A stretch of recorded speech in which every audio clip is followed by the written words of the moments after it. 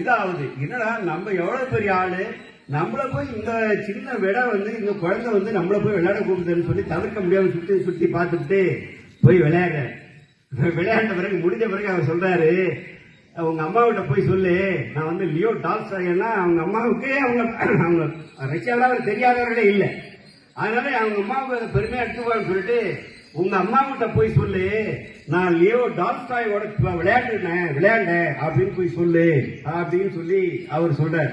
அப்போ அந்த பொண்ணு சொல்லுது, சின்ன குழந்தை சொல்லுது, நீ போய் உங்க அம்மாவிட்ட சொல்லு, நான் சர்வா டால்ஸ்டாயோட விளையாண்டேன் அப்படின்னு நீ போய் சொல்லு.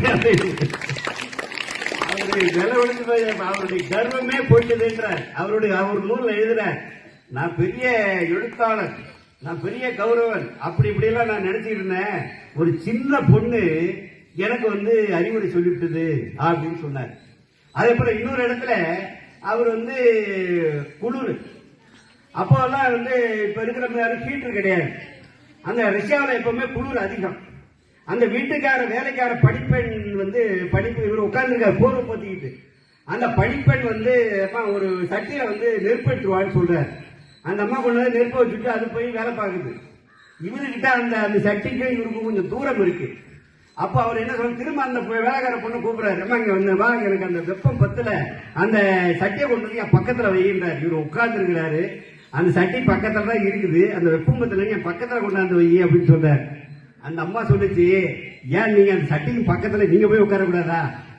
ஒரு சின்ன வார்த்தை தான், வேலைக்கார பொண்ணு.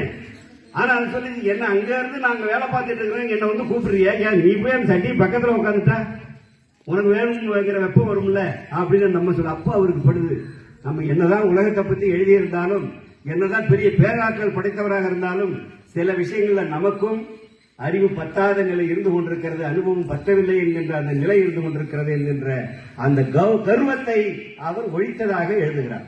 அப்படித்தான் உங்களுக்கும் எதிர்காலத்தில் இருக்க வேண்டும் என்று நான் இந்த நேரத்தில் உங்களை நான் கேட்டுக் கொள்ளுகிறேன்.